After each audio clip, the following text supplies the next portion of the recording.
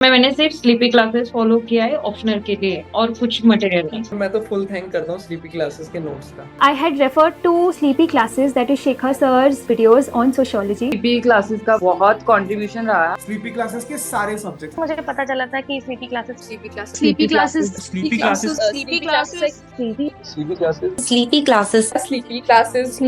मेरा स्लीपी के साथ इंटरेक्शन हुआ। Sleepy Classes. I completely relied on your channel. सिर्फ स्लीपी की वीडियोस ही देखी है। Sleepy classes sleepy classes is one of those मतलब इंस्टीट्यूशन जहाँ पे सभी टीचर अच्छे हैं।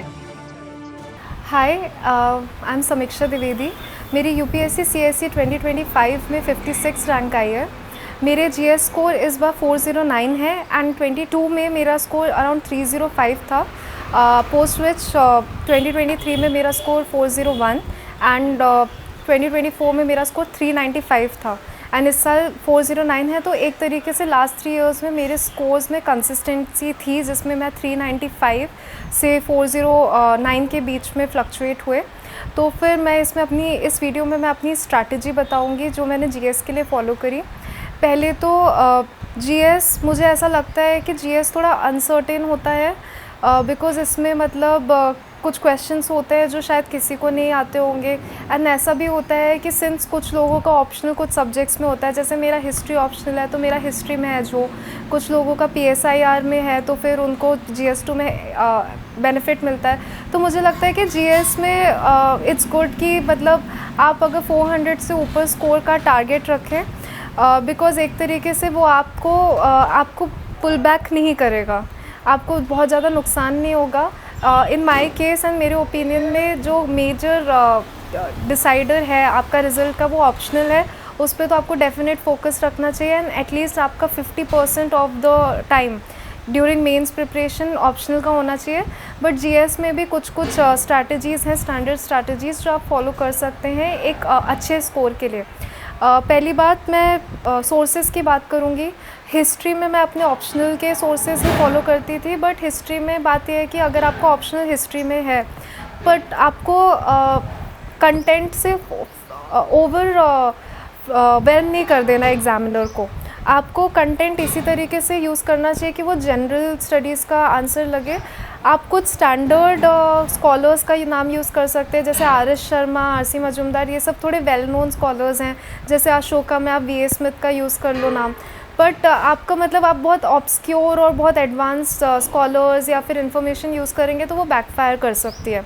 तो मैंने ऑप्शनल का ही नोट्स एंड कंटेंट यूज़ किया था, बट एक तरीके से ऐसे यूज़ किया था कि वो जीएस का आंसर लगे।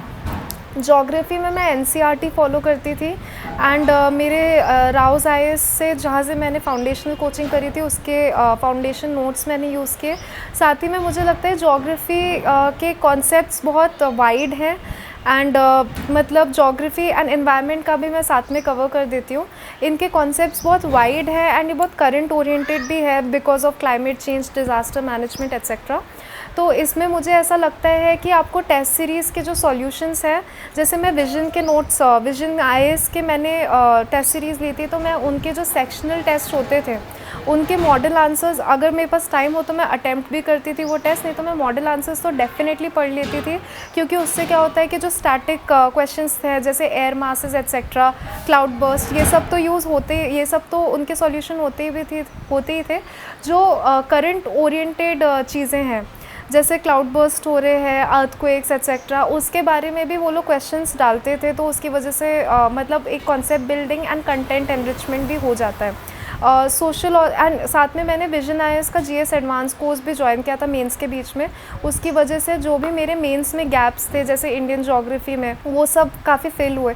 इनफैक्ट ज्योग्राफी में मैंने एक चीज़ सीखी कि आपको ज्योग्राफी के क्वेश्चंस में मैप्स और डायग्राम्स यूज़ कर जितना हो सके आप बनाने चाहिए, क्योंकि उससे एक तरीके से वैल्यू एनरिचमेंट होता है आपके आंसर्स में एंड वो पता चलता है कि वो आप एक आपने एक कॉम्प्रिहेंसिव तरीके से प्रिपरेशन की है।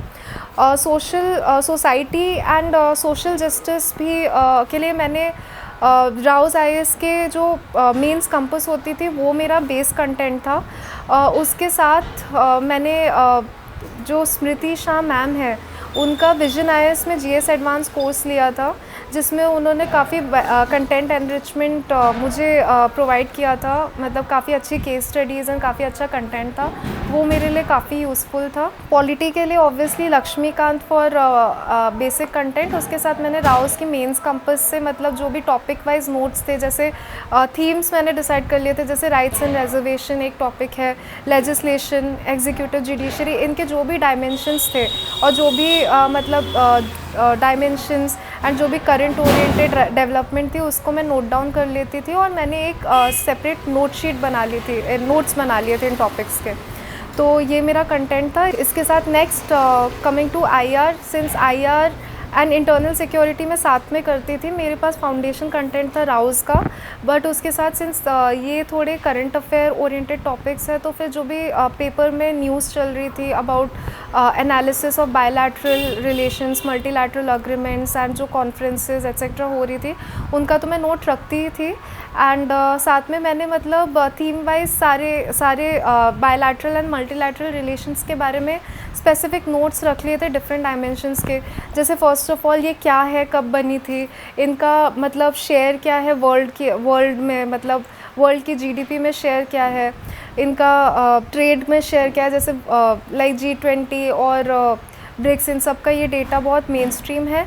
एंड उसके साथ मतलब अगर बायलैटरल रिलेशन है तो इंडिया और उसके मतलब के बीच में क्या रिलेशंस हैं, कैसे रिलेशंस है, क्या ट्रेड मैग्नीट्यूड चल रहा है उनका, जैसे आसियान के साथ around 300 billion, I am not sure about the exact data, but ये इन डेटा का मैं मतलब नोट करके रखती थी।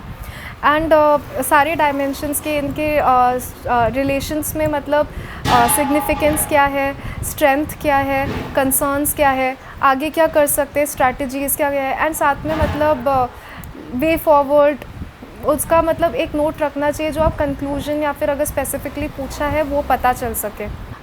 इंटरनल सिक्योरिटी के में आए तो ये काफ़ी स्टैटिक टॉपिक है, काफ़ी स्कोरिंग टॉपिक है। यहाँ पे 4 क्वेश्चंस आते हैं एंड वो थीम्स काफ़ी टाइम रिपीटेड ही होते हैं, जैसे left wing extremism, terrorism, insurgency of north east, या मनी लॉन्ड्रिंग है, साइबर सिक्योरिटी है। तो कुछ डेफिनेट थीम्स है सिलेबस में, आप उनको अगर मास्टर कर लेंगे और उनका कंटेंट क्रिएट करके रखेंगे, मतलब कंटेंट में आपको रखना है कि हिस्ट्री, आपको हिस्ट्री देखने की, ये क्यों स्टार्ट हुआ था, कैसे स्टार्ट हुआ था, सेकंड इसका प्रेजेंट स्टेटस क्या है, दूसरा इसमें मतलब इसके कॉजेज़ क्या थे, गवर्नमेंट ने इसको एड्रेस करने के लिए क्या स्टेप्स लिए हैं, लेटेस्ट डेवलपमेंट हो तो बहुत अच्छा है, तो उसके लिए आपको newspaper and current affair magazines को बहुत अच्छे से फॉलो करके रखना चाहिए।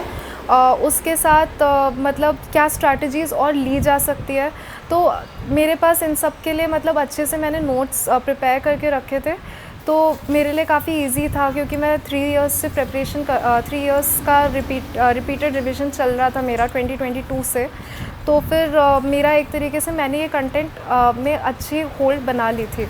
उसके बाद कमिंग टू इकनॉमी के लिए मैंने बासवा सर के इकनॉमी के नोट्स फॉलो किए थे फॉर मेंस, क्योंकि वो बहुत मतलब थीम वाइज अच्छे से एंड सारे डेटा पॉइंट्स एंड जो भी मतलब इकनॉमिक डायमेंशंस है उस टॉपिक के, फॉर एग्जांपल उसका प्रेजेंट स्टेटस क्या है, गवर्नमेंट ने क्या स्ट्रैटेजीज़ यूज़ की हैं, उस स्पेसिफिक चीज़ की नीड क्या है, फॉर एग्जांपल अगर लैंड पूलिंग है उसकी नीड क्या है, उसमें कंसर्न्स क्या है, उसमें कोई लेटेस्ट पेपर आया जैसे नीति आयोग ने अगर कोई लैंड पूलिंग या फिर वो जो पॉलिसी होती है जिसमें आप टेनेंसी, मॉडल टेनेंसी एक्ट, ये सब लेटेस्ट डेवलपमेंट के बारे में बहुत अच्छे से थीम वाइज उन्होंने बता के रखा था, स्ट्रैटेजीज जो फॉलो करनी है, डेटा एंड केस स्टडी अगर कोई कुछ दूसरी कंट्रीज़ में हुआ है या फिर कुछ स्टेट्स ने फॉलो किया है, तो ये सब मतलब वो बहुत अच्छे से दिया था उस नोट्स में, एंड वो मेरा बेसिक स्टैंडर्ड रिसोर्स था सारे अटैम्प्ट्स में। मैंने मतलब उन्होंने मतलब एग्रीकल्चर, इंफ्रास्ट्रक्चर, हर चीज़ के बारे में बहुत अच्छी इन्फॉर्मेशन दी थी। फॉर इन्वायरमेंट और जोग्राफ़ी में साथ में ही करती थी। इकनॉमी के लिए मैंने बासवा सर के नोट्स फॉलो किए थे, राउस के मेंस कंपस में उनका बहुत ज़्यादा रोल था, एंड उन्होंने मतलब पीपीटीज़ वगैरह भी हर बार मेंस के लिए वो अच्छे से प्रोवाइड करते थे। उनके पास थीम वाइज एनालिसिस होता था, एंड उसके साथ वो मतलब हर डायमेंशन को बहुत अच्छे से कवर करते थे, कि जैसे मतलब कोई पॉलिसी है या फिर कुछ टॉपिक है, जैसे एग्रीकल्चर का टॉपिक है, तो वो उसमें अभी प्रेजेंट स्टेटस क्या है, उसकी डेफिनेशन क्या है, गवर्नमेंट ने क्या स्टेप्स लिए, उसकी नीड क्या है, कंसर्न क्या है, स्ट्रैटेजीज़ क्या नीडेड है। और अगर कोई मतलब अच्छी केस स्टडी है, जैसे नीति आयोग ने उस टॉपिक पे रिलेटेड कोई पेपर निकाला है या फिर कोई डेटाबेस आया है, या कोई किसी कंट्री या स्टेट ने बहुत अच्छे से किसी पॉलिसी को, जैसे लैंड पूलिंग को ही ले लें, वो कुछ बहुत अच्छे से इम्प्लीमेंट किया है, लैंड रिफॉर्म, तो फिर उनके नोट्स में बहुत अच्छे से ये दिया हुआ होता था। तो मैंने हर साल बासवा सर के नोट्स ही फॉलो किए हैं। एंड इकोनॉमी में मुझे लगता है कि एग्रीकल्चर पे बहुत ज़्यादा फोकस होता है, एग्रीकल्चर इंक्लूसिव डेवलपमेंट, तो इन टॉपिक्स को बहुत अच्छे से कर लेना चाहिए।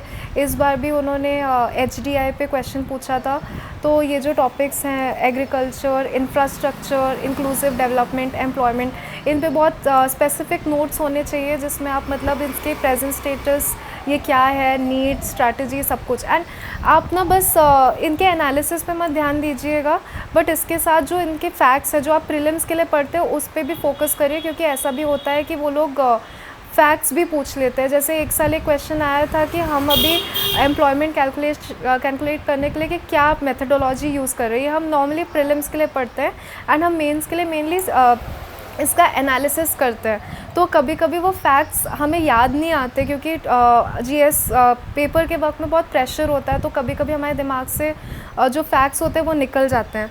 तो आप उन फैक्ट्स को भी रिवाइज करिए जब आप पेपर मतलब जब आप रिविज़न कर रहे हैं।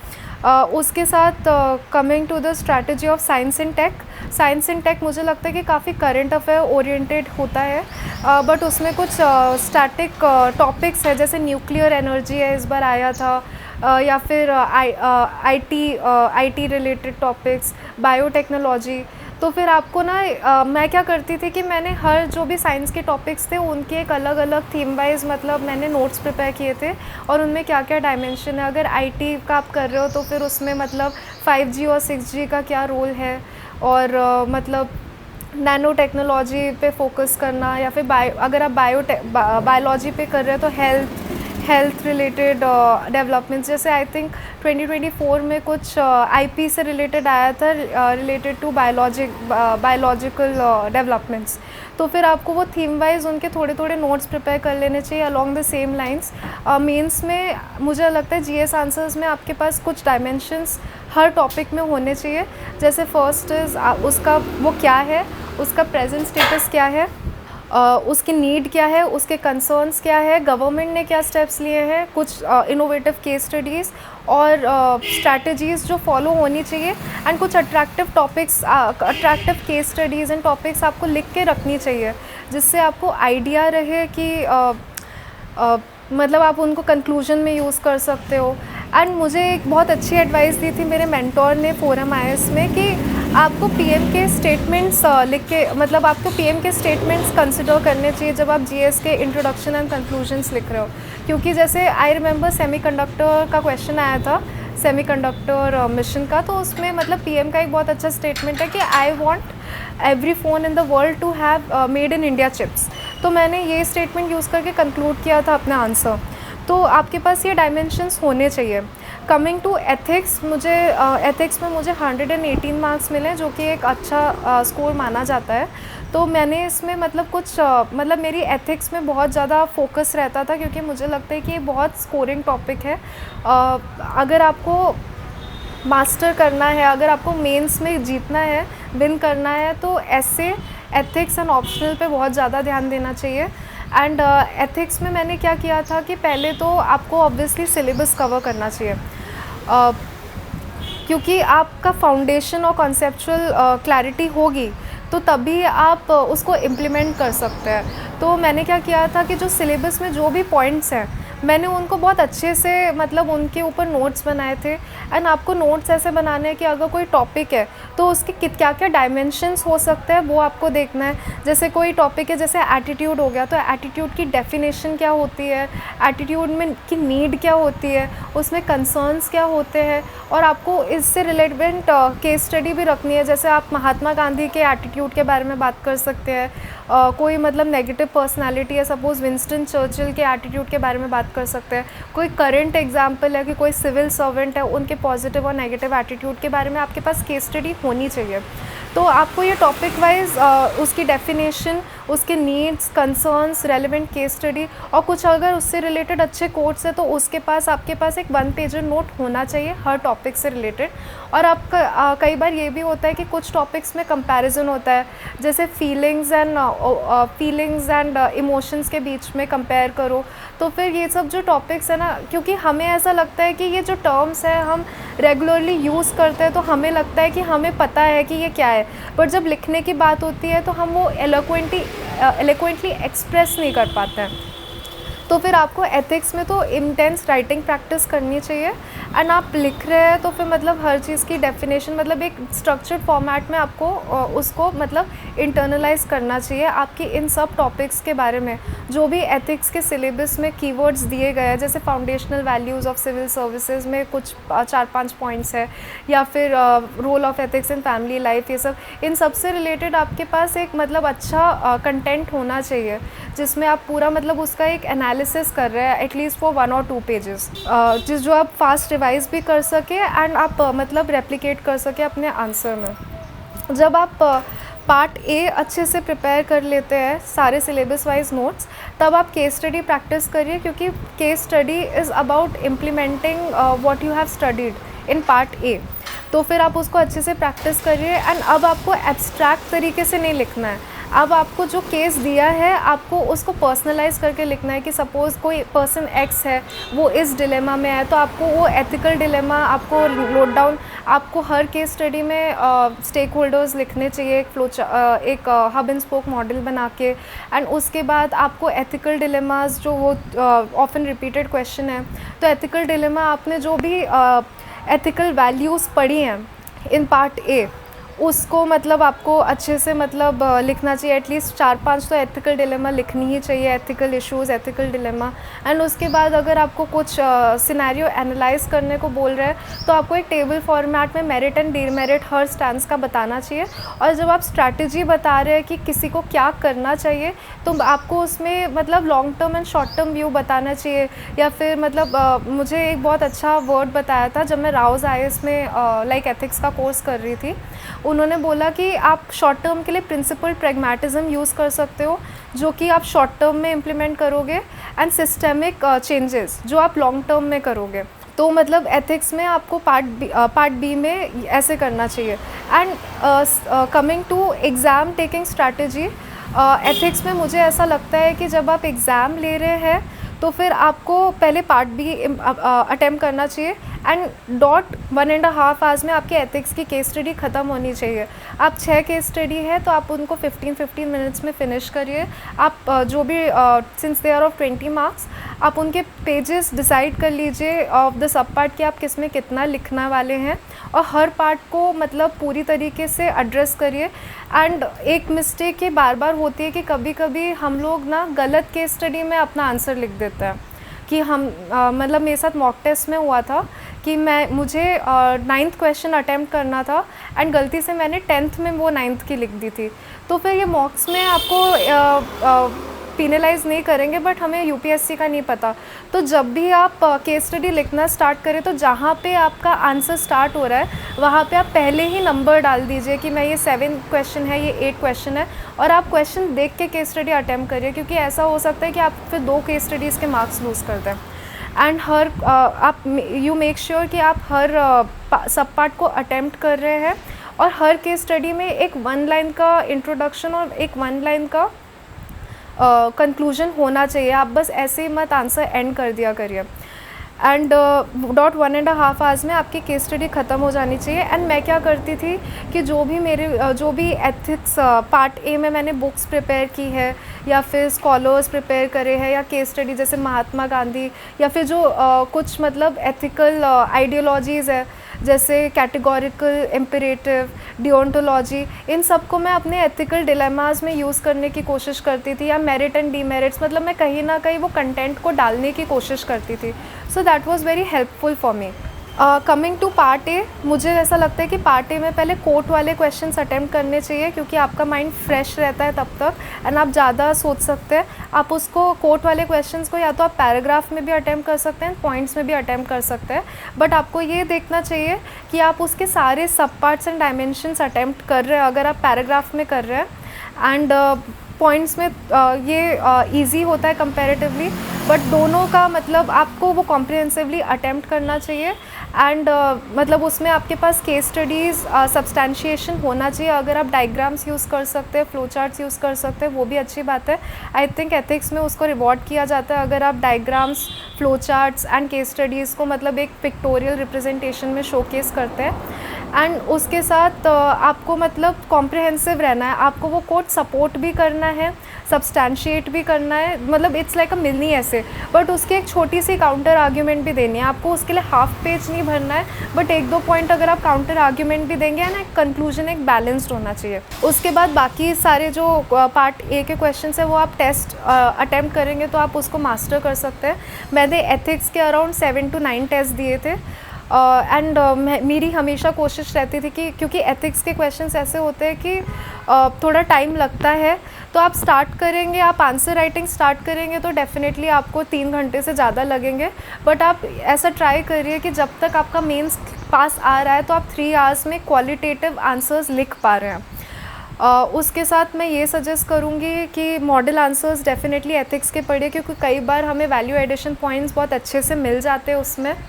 एंड मुझे ऐसा लगता है कि जो एथिक्स में भी बहुत सारे case studies, data, content enrichment के लिए कोट्स, थिंकर्स के नाम, कीवर्ड्स बहुत इंपॉर्टेंट होते हैं। तो मैंने क्या किया था कि मैंने 4-5 शीट्स बना ली थी। एक शीट में मैंने बहुत सारे कोट्स लिखे थे जो कि मैं फिट इन कर सकती थी अपने आंसर में। एक शीट में मैंने सिर्फ कीवर्ड्स के नाम लिखे थे। एक शीट में मैंने जो केस स्टडीज़ थी, 2 तरीके की केस स्टडीज़ थी, एक तो जनरल लोगों की केस स्टडी थी और एक थी सिविल सर्वेंट्स की केस स्टडी, जो कि बहुत इंपॉर्टेंट होती है, स्पेशली अगर आपका क्वेश्चन एडमिनिस्ट्रेशन से रिलेटेड है। तो अगर आप पब्लिक सर्वेंट्स, सिविल सर्वेंट्स, जो पब्लिक ऑफिसेज होल्ड कर रहे हैं लोग, उनके बारे में आपके पास रेलेवेंट डेटा होगा तो वो आपके आंसर्स को बहुत अट्रैक्टिव बनाएगा। And coming to my sources for ethics, मैंने स्टैंडर्ड रीडिंग करी थी बुक्स की, जैसे बालाजी, DK बालाजी नाम की बुक है, वो एक IAS ने लिखी है, उसको मैंने पढ़ा था।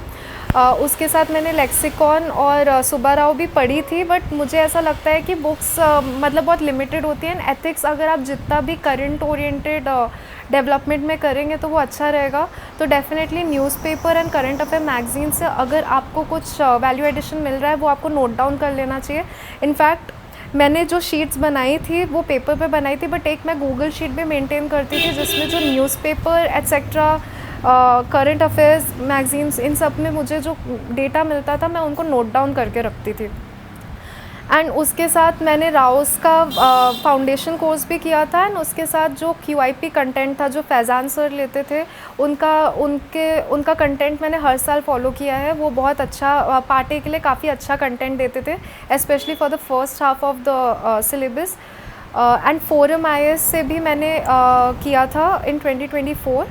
इस साल मैंने स्मृति मैम का GS एडवांस कोर्स लिया था एंड उसमें भी मुझे काफ़ी हेल्प मिली थी, क्योंकि काफ़ी एडवांस कंटेंट मुझे मिल गया था। जैसे इमोशनल इंटेलिजेंस में मतलब उन्होंने काफ़ी इंडियन ट्रेडिशनल बुक से रेफरेंसेस दी थी, जैसे स्थित प्रज्ञन करके मतलब एक टर्म है। तो फिर अगर आप ये सारी चीज़ें लिखते हैं ना, आप इंडियन एथिकल वैल्यूज़ भी लिखेंगे ना, तो वो बहुत अट्रैक्टिव लगेगा। तो मतलब ये है कि आपका इन्फॉर्मेशन गलत नहीं होना चाहिए, बट आपको जो आपके पास कंटेंट है आप मास्टर करके रखिए एंड उसको बहुत अच्छे से आप एक राइटर की तरह कंसाइज फॉर्मेट में जितना ज़्यादा एक्सप्रेस कर सकते हैं तो वो अच्छा लगेगा। एंड उसके साथ मैं मतलब जो भी मेरे पास कंटेंट था, मैं केस स्टडीज़ की मैंने जैसे शीट्स बना के रखी थी। एक गूगल शीट में भी मैं मेंटेन करती थी civil servants and ethical values and ethical values follow करने वाले इंडिविजुअल्स का नाम रखती थी। तो वो केस स्टडीज़ आप इम्प्लीमेंट करेंगे तो सही रहेगा। Coming to the next dimensions, मैंने GS का जो मैंने सोर्स फॉलो किया था वो मैंने बता दिया है। बट उसके साथ एंड एथिक्स में एक और चीज़ आप ये कर सकते हैं कि आपके जो भी प्रीवियस ईयर क्वेश्चंस हैं, क्योंकि काफ़ी टाइम वो कोड्स एंड क्वेश्चंस रिपीट करते हैं, specially for part A and case studies तो रिपीट होती हैं, तो उन सब के आपको ना सेपरेटली मॉडल आंसर्स प्रिपेयर करके रखना चाहिए एंड उनको रिवाइज़ करना चाहिए एग्ज़ाम से पहले। ये मैंने इस साल किया था, तो वो मेरे लिए काफ़ी हेल्पफुल था, क्योंकि आप कुछ थीम्स एंड कुछ टॉपिक्स तो मॉडल आंसर्स के थ्रू ही रिवाइज़ कर लेंगे।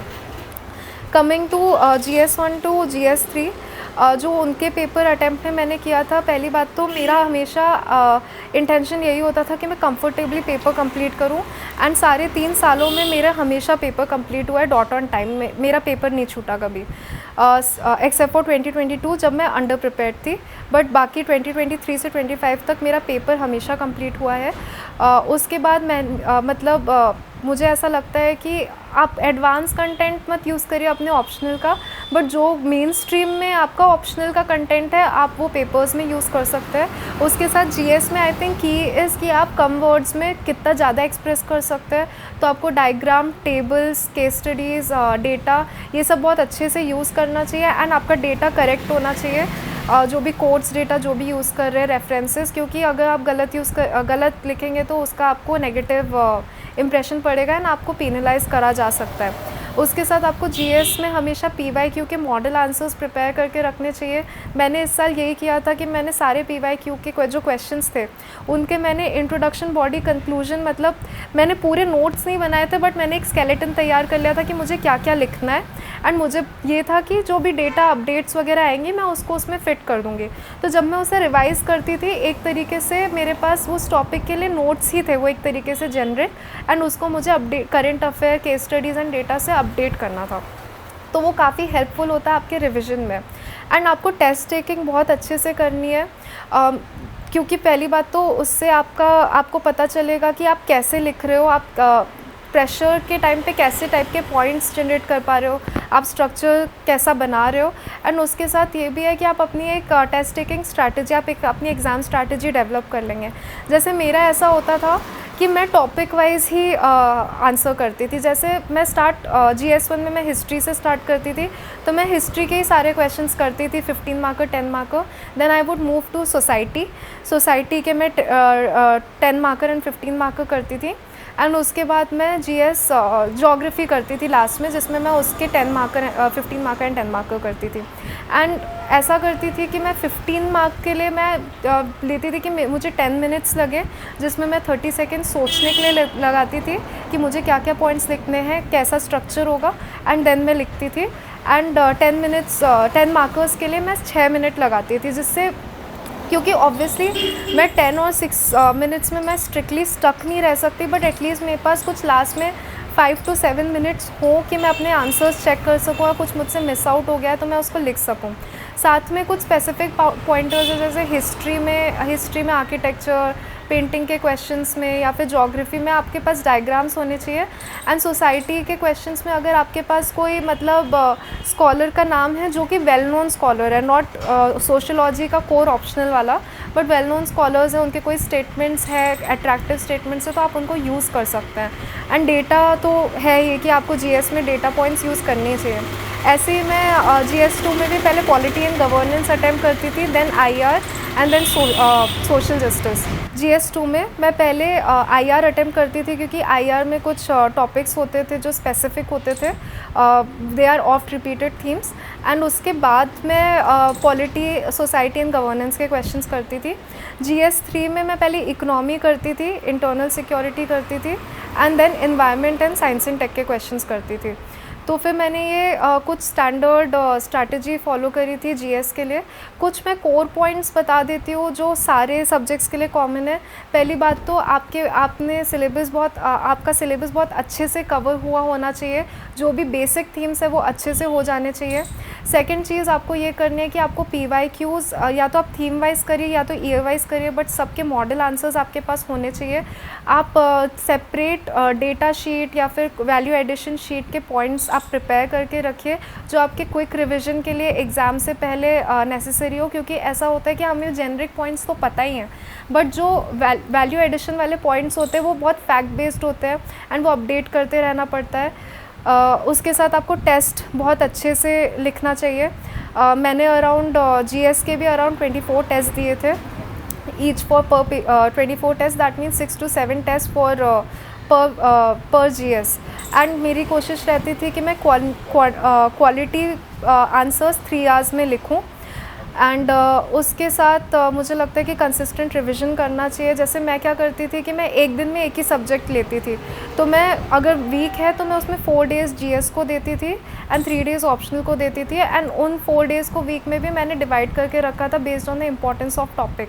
जैसे हिस्ट्री मेरा ऑप्शनल था, वो मेरा कंसिस्टेंट रिवीजन चल ही रहा था, तो मैं लास्ट में बस आर्ट एंड कल्चर रिवाइज कर लेती थी।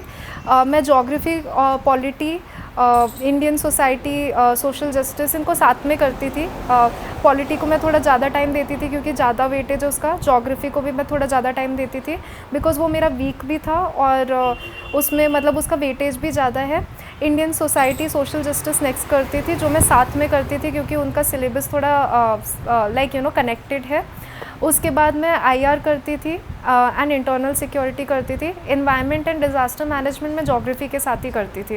एंड साइंस एंड टेक में लास्ट में करती थी क्योंकि मुझे लगता है कि उनके थीम्स थोड़े रिपीटेड है बट वो थोड़ा अनएक्सपेक्टेड भी है एंड लो रिटर्न टॉपिक है।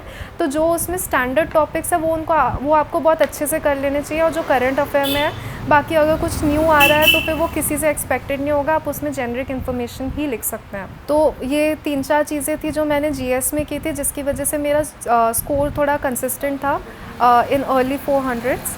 एंड होपफुली मेरी जो कुछ स्ट्रैटेजीज़ थी regarding ethics and GS papers वो आपको हेल्पफुल लगेंगे। That's all from my side.